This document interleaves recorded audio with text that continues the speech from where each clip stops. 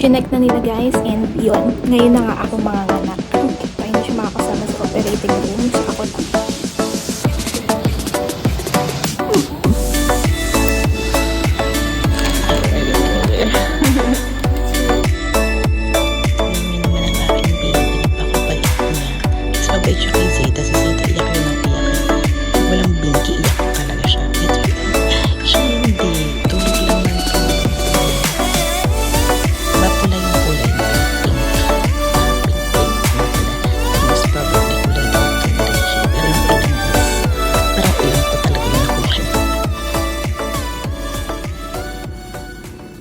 Hello everyone! Happy Friday! So, papunta kami ngayon ulit ng labor and delivery dahil ako ay nagkakaroon na ng contraction. Tapos nagkaroon, nung pag-check ko sa CR, may dugo na din siya. So, pinapunta na ako ng mga OBGYN. Let's go! Tapos, yung contraction ko, hindi ko pa siya natatime, pero parang 2 minutes to 3 minutes. Wala pa naman dito yung aking biyanan. Nasa New York pa siya. Kasi nga ang inaasahan namin is Monday. So, ayan. Feeling ko mga 90% is ngayon na ako manganak. Tingnan natin. Ayan. So, ano na kami? On our way na kami sa birthing center.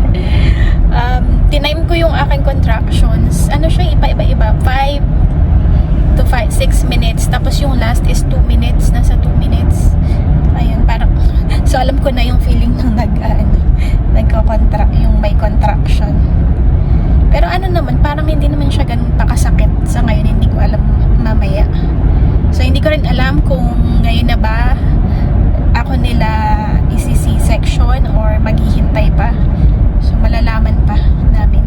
So yung problema lang is wala dito yung aking biyanan kasi nga nasa ano siya. Where's New York?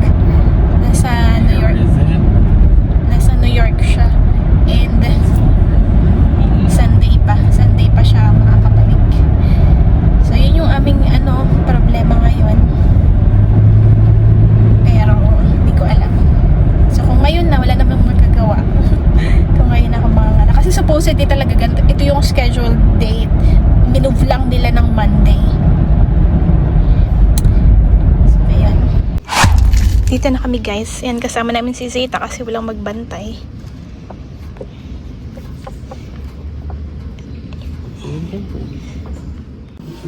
Ayan, andito na kami sa loob guys. Nakakatawa pa ako no, kahit nag-labor na.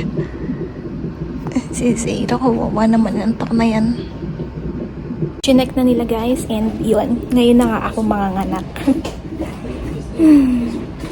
So, hindi makakasama si Mr. dahil walang magbabantay kay Zeta. Hindi siya makakasama sa operating room. So, ako lang.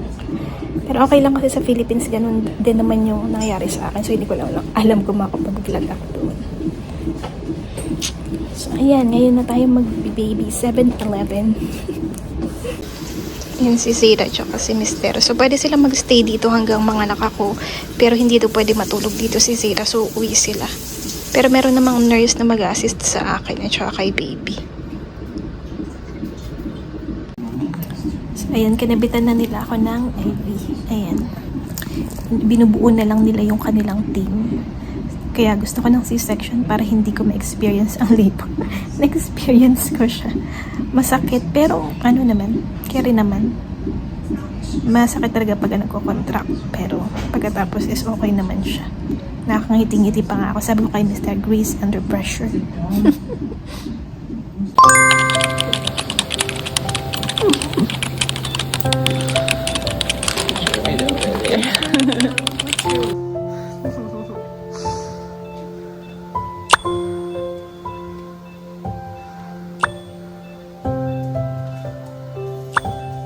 She's so comfy with you.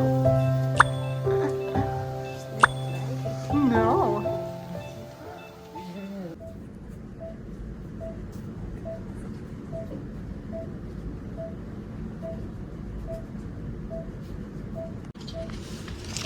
So, ayan guys, nanganak na ako.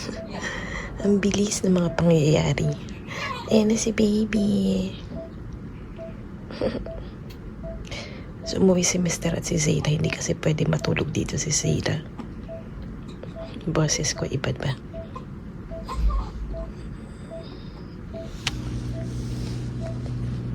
So, ito guys, ang itsura ng bagong panganak CS section. Ayan, si baby. Ayan. Agard-agard din tayo. Kasi wala pa si Mr. dito. Pero yung mga nurse naman is maya't maya sila bumabalik. Umiiyak si baby. Hindi ako makagalaw kasi manhid pa yung paa ko.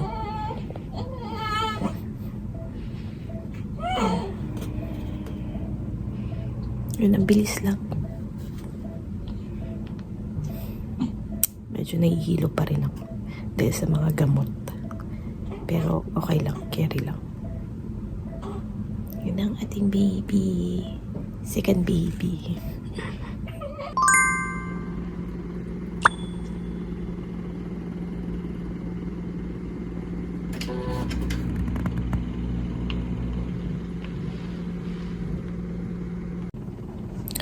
Good morning everyone. So it's 5:30 in the morning. So umuwi nga si Richie at saka si Zira sa bahay kasi bawal dito si Zira. Tapos si baby is nasa nursery kasi pinili ko na lang doon na muna siya dahil mahirapan ako gumalaw or hindi ko siya maalagaan dahil nga syempre galing ako surgery and hindi pa ako makagalaw. Pero ngayon nagagalaw ko na yung aking toe and legs pero hindi pa siya ganun ka bumabalik. Ayun, yung boses ko is husky. Hindi ko alam, parang epekto yata siya ng gamot.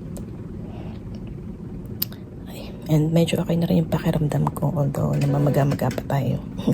Super hard and nararamdaman ko na yung pain sa aking incision pero dahil meron namang pain management at mga gamot, tolerable naman siya.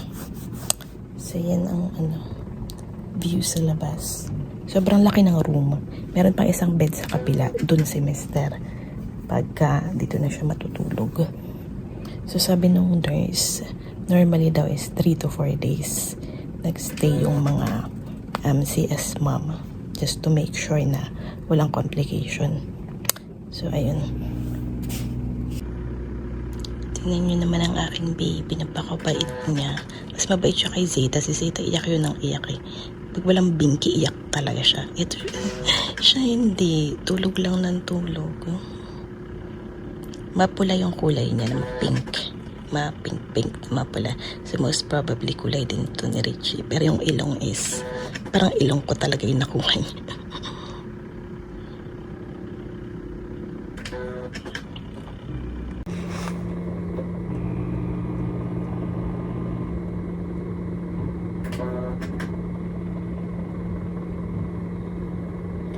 So kasi baby, tapos may lumabas na tubig doon sa ilong niya. Medyo kinabahan ako, pero normal daw yung pagka C-section baby. Pasensya nyo na ang itsura ko.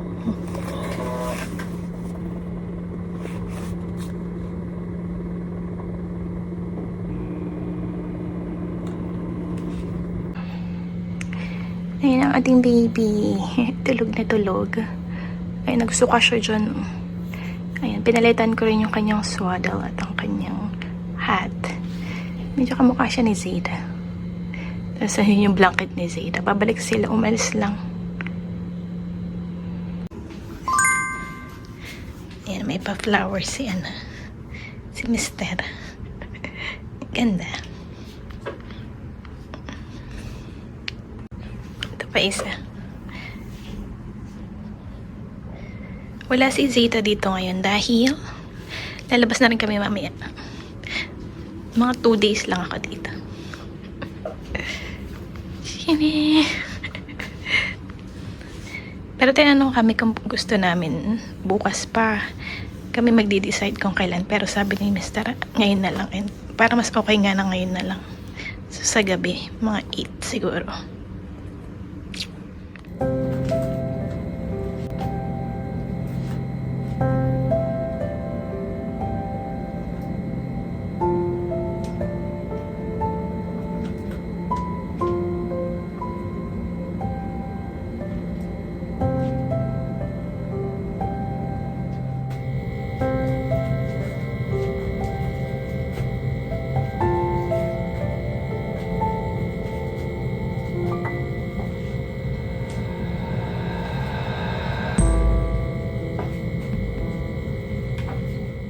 So, waiting to be discharged na kami, guys. It's currently 6:15 p.m. Umuwi muna si Mr. sa bahay.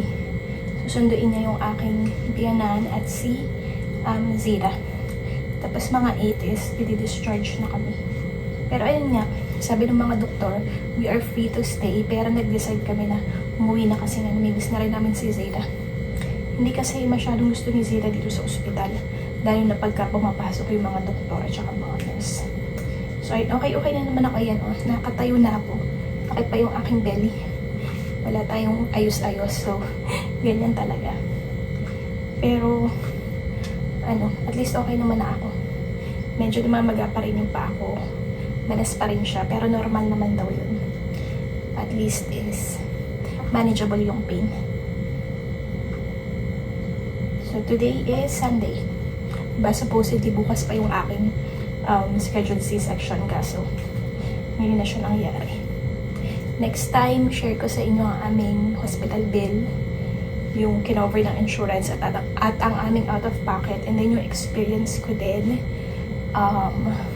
as a C-section mom dito sa US versus the Philippines. Kasi nanganak ako kay Zira sa Pilipinas, dito naman sa second baby is dito sa US. So, ayan. Waiting na lang tayo sa aking mga sundo. Laki pa rin ang tiyak ko, para pa rin akong buntis. Yeah, you can write it to the birth.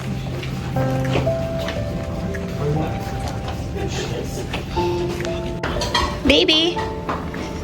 Zira! Zira, you want to go with Nana? You can go with Nana. Mine, just don't forget the breast pump back there. Oh, is it? That